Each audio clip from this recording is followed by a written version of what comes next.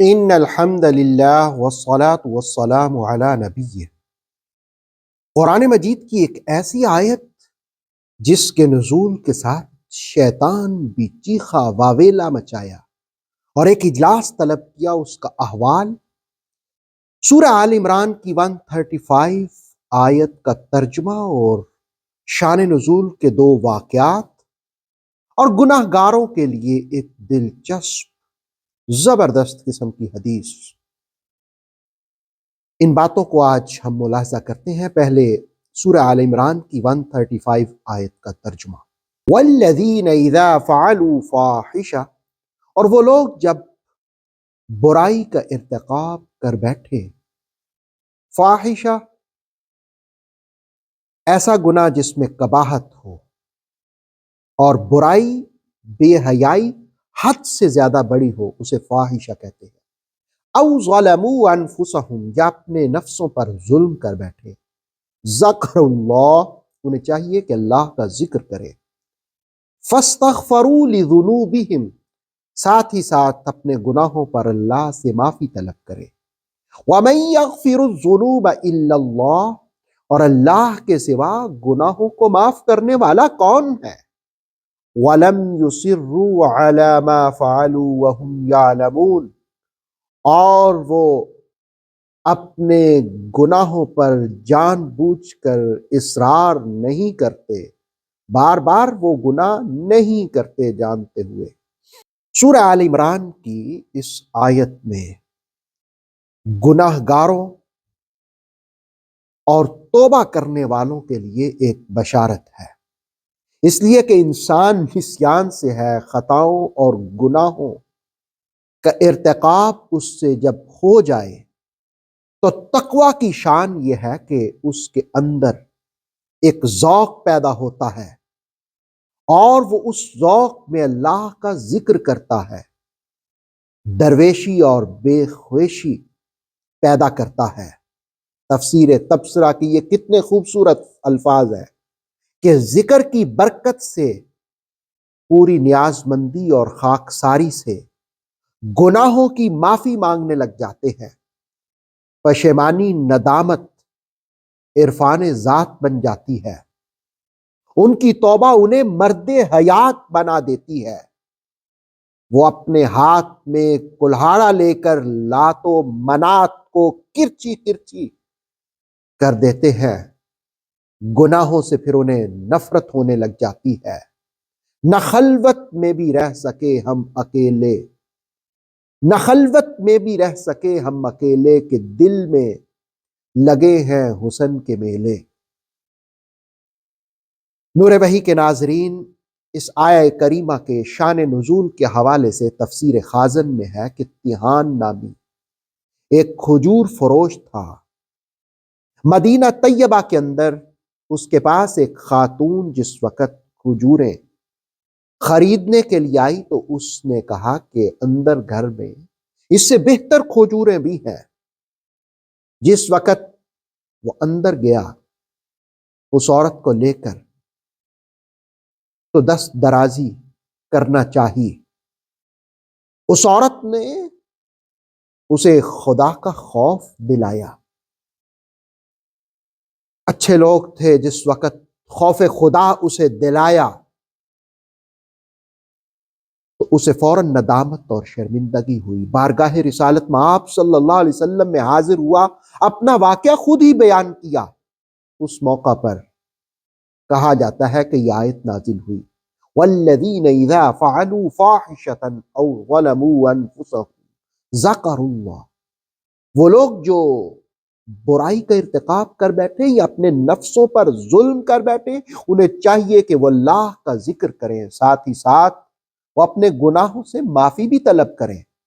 ایک دوسری روایت کہ 2 شخصوں میں آپس میں بڑا پیار تھا، ایک چلا گیا جہاد میں اور دوسرے سے کہا کہ میرے گھر کا خیال رکھنا۔ مجاہد کی زوجہ نے اسے ایک دن گوشت لانے کو کہا۔ جس وقت وہ گوشت لے کر آیا تو پردے سے اس نے ہاتھ بڑھایا تو اس نے اس کے ہاتھ پر بوسہ دے دیا۔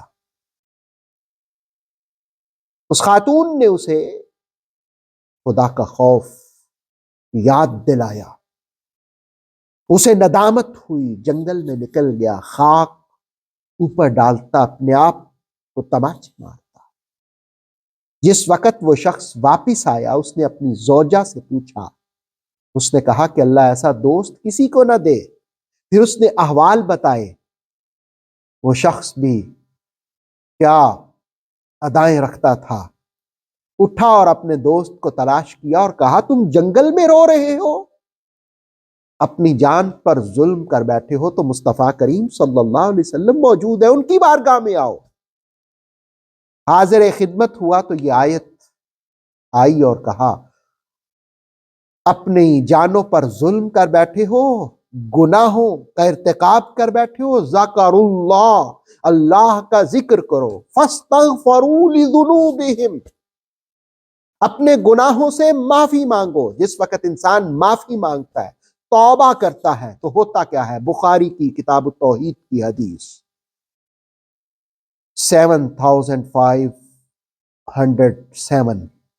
और मुस्लिम में किताब तौबा में 2758 नंबर हदीस कि रसूल करीम सल्लल्लाहु अलैहि वसल्लम ने फरमाया कि एक आदमी ने गुनाह किया तो कहा कि मेरे रब, मैंने गुनाह किया, तू मुझे बख्श दे। तो अल्लाह ताला फरमाता है, मेरे बंदे ने एक गुनाह किया तो उसने जान लिया कि उसका एक रब है जो गुनाह बख्शता है और पकड़ भी करता है। फिर रब फरमाता है, मैंने अपने बंदे को बख्श दिया। फिर उसने एक और गुनाह का इर्तिकाब किया और फिर उसे एहसास हुआ कि या अल्लाह मुझे माफ कर दे।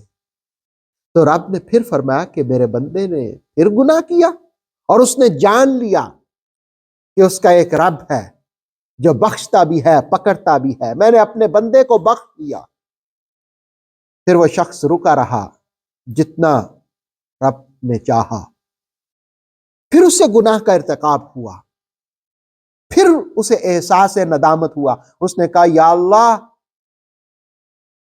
मैंने एक और गुनाह का इर्तिकाब कर दिया, तू मुझे बख्श दे। तो अल्लाह रब्बुल आलमीन ने फरमाया कि मेरे बंदे ने जान लिया कि उसका एक रब है जो बख्शता भी है, पकड़ता भी है।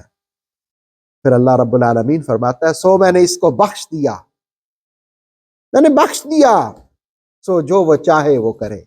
गोया जिस वक्त इंसान सिद्ध के दिल से उसकी बारगाह से माफी तलब करता है तो वो बख्श देता है। आयत यही सिखाती है, वमन यगफिरु ज़ुनूब इल्लल्लाह, अल्लाह के सिवा कौन गुनाहों को माफ करने वाला है। गुनाहों की माफी के लिए तौबा, नदामत, आइंदा बाज रहने का अज़्म, इसको भी आयत ने बयान की। वलम युसिर्रू अला मा फअलू वहुम यालमून, और वो उस पर जान बूझ करके गुनाह पर इसरार नहीं करते, गुनाहों पर अदम इसरार। अल्लाह रब्बुल आलमीन हमें सच्ची तौबा की तौफीक दे, कसरत से जिक्र की तौफीक दे और हमेशा अपने गुनाहों पर माफी तलब करते रहने की तौफीक दे। ऑथेंटिक इस्लामिक नॉलेज के लिए नूर वही यूट्यूब चैनल को सब्सक्राइब कीजिए, बेल आइकन को प्रेस करना मत भूलिए। नूर वही फेसबुक, इंस्टाग्राम और टिकटॉक पेज को भी फॉलो कीजिए ताकि हमारी हर न्यू वीडियो आप तक बर वक्त पहुंच सके।